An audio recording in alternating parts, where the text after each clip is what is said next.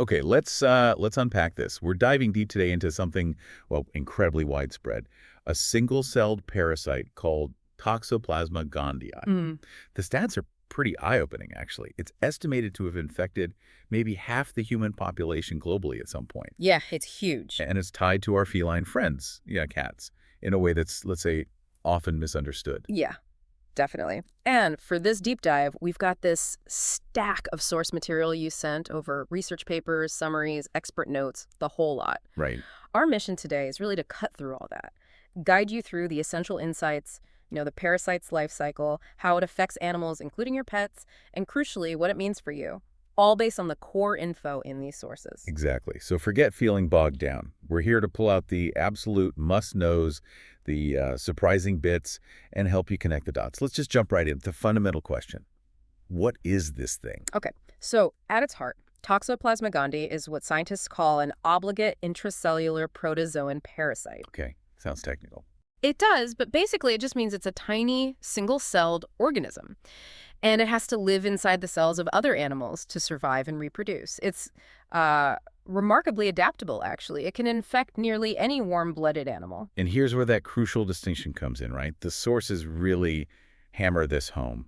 The difference between definitive hosts and intermediate hosts. Absolutely fundamental. Felids, so domestic cats and their wild cousins, they're the definitive hosts. The only ones. The only ones where the parasite can complete its full complex life cycle. Yeah. That includes sexual reproduction, only happens in cats. Got it. Everyone else, dogs, sheep, goats, birds, humans, we're all intermediate hosts. The parasite can multiply in us, form cysts, sure, but it can't do that final reproductive step that makes the environmentally tough eggs, the oocysts. So lots of animals can carry it, but only cats produce the form that, well, contaminates the environment. Precisely. That's the key difference. Okay, so infection usually starts how?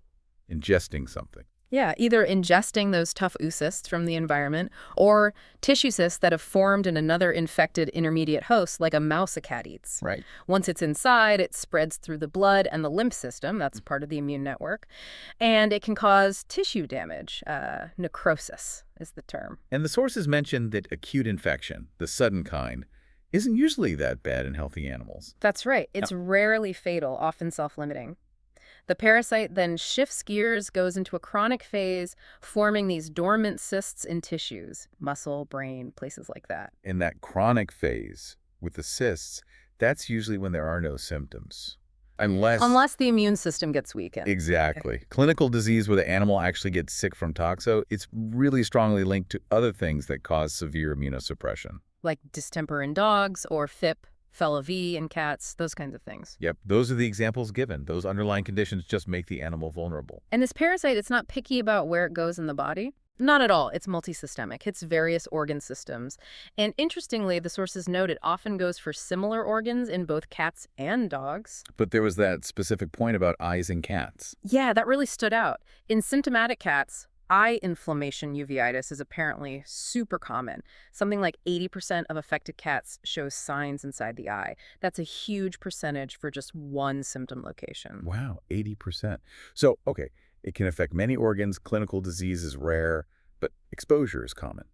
What do the numbers say about exposure? The sources suggest around 30% of cats, maybe up to 50% of people worldwide, are serologically positive. Serologically positive meaning they have antibodies. Exactly. Their immune system has seen it before, made those little antibody flags. It just means exposure happened at some point. But crucially, Most of those animals and people with antibodies are totally asymptomatic.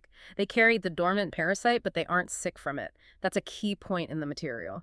okay, that covers the basics, what it is, who gets it. Now let's get into the really interesting part, the part that's essential for understanding the real-world impact, especially for you listening. The life cycle, how it spreads. Yeah, understanding this cycle is like having the decoder ring for how it moves through populations, epidemiology, and importantly, the zoonotic risk, the risk to humans. Okay, so let's trace its journey, starting with the cat, the definitive host. How do they usually get it? Primarily, the sources say by eating tissue cysts in infected intermediate hosts. Think rodents, birds, their prey. If that mouse has toxocysts, the cat eats the mouse, boom, infected. Makes sense. They can also get it from swallowing sporulated oocysts in the environment. But eating infected prey seems to be the main route highlighted. And once it's inside the cat, what happens? It goes through this special phase, sexual and asexual reproduction, right there in the cat's intestinal lining. This whole process leads to making millions of these oocysts. Which end up in the... In the feces, yeah. They're shed in the poop. But here's a critical point. When they first come out, they're unsporulated. They are not immediately infectious. Ah, okay. So fresh poop isn't the immediate danger zone. Not from the oocysts themselves, no. They need time outside the cat. The sources say about 1 to 5 days, depends on temperature, humidity, to sporulate. That's when they become infectious. And once they do sporulate. They become incredibly tough little things, really resistant. The sources mention they can survive in soil, sand, water for months, maybe even years. This environmental persistence is huge for transmission. Okay, got it.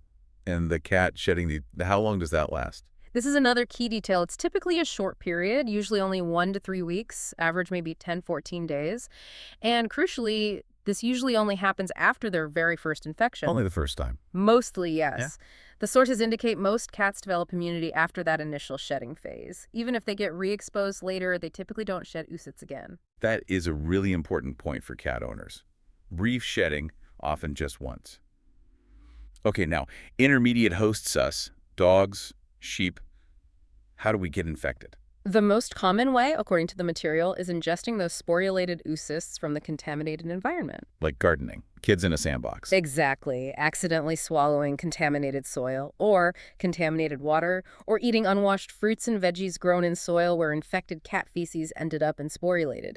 Those are major routes. So the cat puts the oocysts out there, but it's often the environment that's the direct source for it. That's a great way to put it, yes.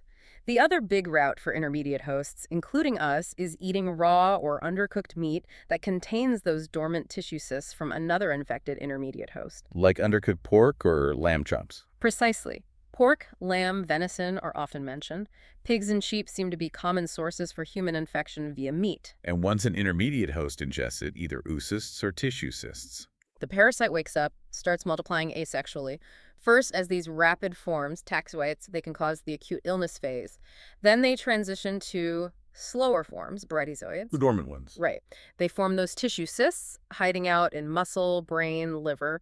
And those cysts are infectious if that tissue gets eaten by the next host, keeping the cycle going. It's a clever, if a bit creepy, survival strategy. Yay! Shifting slightly, what does clinical toxoplasmosis actually look like in pets?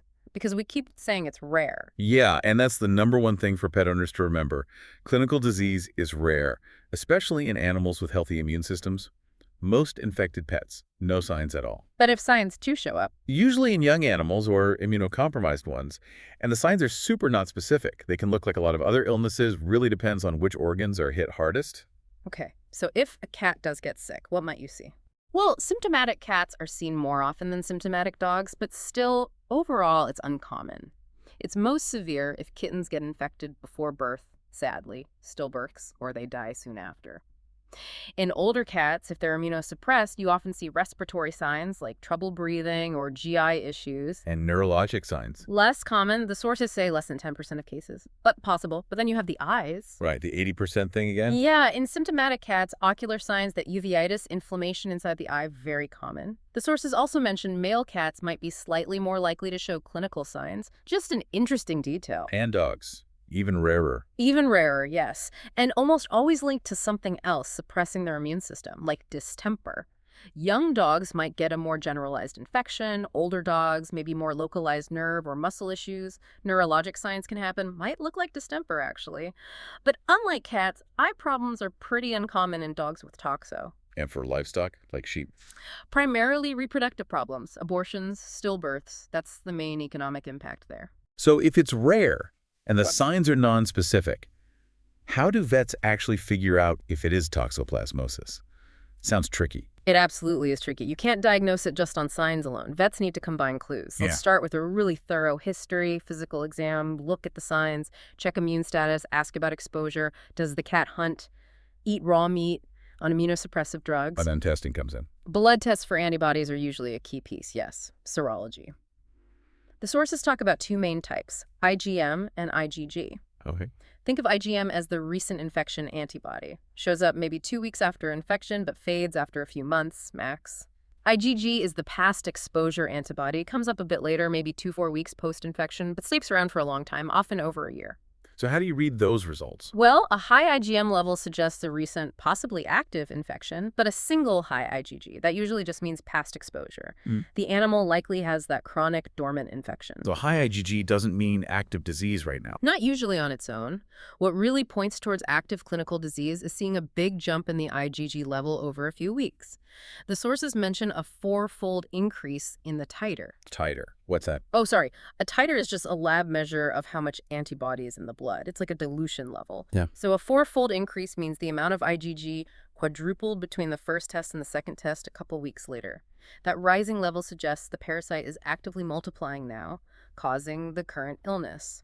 And this brings us to that really common misconception the sources flagged. An antibody-positive cat, especially IgG positive, isn't necessarily shedding oocysts, right?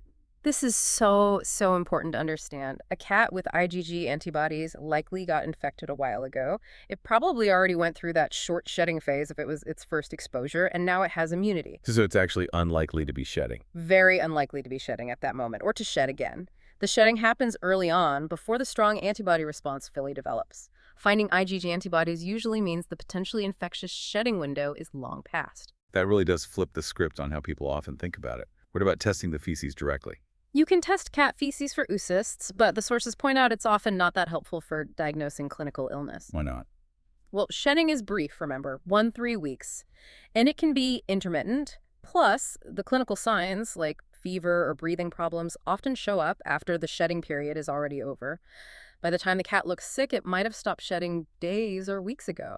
Timing issue. Exactly. PCR on feces, looking for parasite DNA, is more sensitive, but still only catches them during that short shedding window. Are there other ways to diagnose? Yeah, more definitive but more invasive ways, like cytology or histopathology, looking at cells or tissue biopsies under a microscope to actually see the parasite. PCR can also be run on tissues or fluids, like spinal fluid, if you suspect active systemic disease. In routine blood work. Might show non-specific changes, high liver enzymes, maybe low albumin, changes in white blood cell counts. Nothing that screams toxo on its own. If neurosigns are present, testing the cerebrospinal fluid might show inflammation. Okay, so let's say a diagnosis is made. What can be done? Treatment, outlook. Right. The goal of treatment is basically to knock back the parasite numbers and get the clinical signs under control. But the sources are clear. Treatment usually does not completely eliminate the parasite. Those dormant cysts often stick around. So what drugs do they use? Clindamycin is highlighted as the go-to antibiotic for clinical toxo in both cats and dogs. Okay. Sources give dose ranges, say treat for at least 2 weeks after signs resolve. And for cats, they suggest giving it with food or water to avoid irritating the esophagus. If there's eye inflammation, that uveitis, they often use steroid eye drops, like prednisone drops, alongside the clindamycin. Are there alternatives to clindamycin? Yes, a combo of sulfetazine and pyrimethamine is another option. Again, treat for at least a couple of weeks. But there's a big caution flag here. Side effects. Yeah. Potentially serious ones. Bone marrow suppression is a concern, affecting blood cell production. Because these drugs mess with folate, the sources strongly recommend giving a supplement like folinic acid or brewer's yeast alongside them to try and counteract that. Any other drugs mentioned? Some others, like toltrazuril or ponazuril, might be used sometimes in cats, more to reduce oocyst shedding rather than treating the systemic illness itself. And if the pet is really sick? Supportive care is crucial. 4V fluids for dehydration, maybe nutritional support if they aren't eating, anti-seizure meds if needed, just basic good nursing care. What about using systemic steroids like prednisone pills? You mentioned the eye drops. Use systemic steroids with extreme caution. That's the message. They might help tamp down severe inflammation, say in the brain or eyes, but only if you've already started the anti-parasite drugs like clindamycin. Why only then? Because steroids suppress the immune system. Giving them without killing the parasite could actually let the Toxoplasma run wild and make the infection much worse. Very risky. Makes sense. So what's the prognosis, the outlook for recovery? It's generally considered guarded, meaning it's variable. Some animals respond well, others don't. It's usually worse for newborns, the severely immunocompromised, or those with really widespread disease, especially hitting the lungs or brain hard. But for milder cases? Milder, localized disease treated promptly. Prognosis is considered fair to good. But remember, those dormant cysts. Recurrence is possible later on if the animal becomes immunosuppressed again for some other reason. Right. Okay, this brings us squarely to the part that probably worries listeners the most. What does this all mean for humans? The zoonotic link. Yeah, the sources are very clear. Toxoplasmosis is a significant zoonotic disease. It can definitely pass from animals to people. And the cat's role is central, but maybe not in the way people think. Exactly. The cat is key for putting those oocysts into the environment. But understanding how humans actually get infected is critical for managing the risk. It's not usually about just petting your cat. So what is the most common way people get it? According to the sources, the most common route is ingesting those sporulated oocysts from the environment. So gardening, sandbox, unwashed veggies. Yes. Contact with contaminated soil where infected cat feces have been deposited and had time to sporulate. That's the big one. Accidentally getting those microscopic oocysts into your mouth. Ah, so the cat puts it in the environment, but the risk is often about us encountering that environment later. Precisely. The other major route, also listed as very common, is eating tissue cysts in raw or undercooked meat. Pork, lamb, venison again. Yep. Cooking meat thoroughly kills those cysts, so eating it rare or medium rare poses a risk if the animal was infected. And the specific concern during pregnancy. Huge concern. If a woman gets infected with Toxoplasma for the first time while pregnant, the parasite can cross the placenta and infect the fetus. This congenital toxoplasmosis can cause serious birth defects, neurological problems, or even miscarriage or stillbirth. That sounds really serious. But the good news from the sources is that prevention is pretty straightforward. Very straightforward and effective, that's the key message. Prevention is crucial for public health, and the steps are surprisingly simple. Okay, so for cat owners, especially pregnant women or immunocompromised people, litter box hygiene. Number 1, and it ties right back to that sporulation time. Oocysts need 1 to 5 days to become infectious. So cleaning the litter box daily removes them before they become a risk. Simple as that. And use gloves. Yes. Wear disposable gloves when cleaning the box or when gardening or handling soil, and wash hands thoroughly afterwards, every time. What else for cat owners? Keep cats indoors if possible. That stops the hunting, eating infected mice and reduces environmental contamination. Feed only commercial, cooked cat food, no raw meat diets for cats. Good point. And cover outdoor sandboxes when they're not in use so neighborhood cats don't use them as a giant litter box. And for everyone, cat owner or not. Food safety, paramount. Cook meat thoroughly. Use a meat thermometer. Sources give temps like 145 degrees F for whole cuts with rest time, 160 degrees F for ground meat. Don't taste meat while cooking it. What about freezing? Freezing meat at sub-zero temps for several days can also kill the cysts. Wash hands thoroughly after handling raw meat or soil or sand. Wash or peel fruits and vegetables really well. Avoid untreated water. Basic hygiene, really. It really shifts the focus, doesn't it? Yeah. Away from fearing the cat itself towards environmental contamination and food prep. What about testing a healthy cat just to see if they're a risk? The sources, including groups like the Companion Animal Parasite Council, CAPC, generally recommend against routine testing of healthy cats for toxo antibodies, specifically to assess public health risk. Why not? Seems counterintuitive. Because remember, an antibody-positive cat, especially IgG, has likely already had its brief shedding period way back when and is now immune and not shedding. They're unlikely to be a current risk. And a negative cat. A negative cat is susceptible. It could get infected and shed in the future if exposed. So the test result on a healthy cat doesn't reliably tell you if they're shedding now or pose an immediate risk. So the focus should be on consistent prevention measures for everyone, regardless of the cat's antibody status. Daily litter cleaning, food safety, hand washing, those things work. That makes a lot more sense. It's about managing the real transmission routes. Exactly. And that's the key message for vets to share with clients, too. Reassure them. Clinical disease in pets. Rare.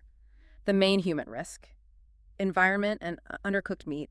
Not usually direct cat contact, especially not from an IgG-positive cat. Explain the cat's specific limited role. Stress the simple prevention steps. Right. Litter box, food safety for pets and people, keep cats indoors, all doable things. And the most reassuring takeaway from all this. That with these simple precautions, based on actually understanding how this parasite works, there is absolutely no reason to give up your cat. You can live safely and happily with them and minimize any risk significantly. So wrapping this deep dive up then, Toxoplasma gondii, it's clearly complex, fascinating even. Cats play that unique central role, but often misunderstood, in its life cycle. Right, producing that environmental stage, but clinical disease in our pets is thankfully pretty uncommon. The big human health concern really comes from those sporulated oocysts in the environment, soil, sand, water, or eating undercooked meat with tissue cysts. Those are the main pathways. And the really actionable insight here is that those simple, consistent prevention steps we talked about, daily litter cleaning, cooking meat well, washing hands, washing produce, they are incredibly effective. They dramatically cut down human exposure from both key routes. Absolutely. It really does shift the focus. It's not about fearing your pet. It's about understanding the parasite's journey and taking smart, targeted steps where the actual risks lie. You know, thinking about this, how the sources describe those dormant toxocysts potentially sticking around in tissues, like muscle and brain, for years, maybe a whole lifetime, in intermediate hosts. Yeah, that chronic phase. Given how widespread exposure seems to be maybe half the human population, countless animals, what does that really mean, this pervasive, often silent presence? Does it affect long-term health or maybe even subtle behavior in infected hosts? Including us. It certainly leaves us with a pretty profound question, doesn't it? Something definitely worth exploring further.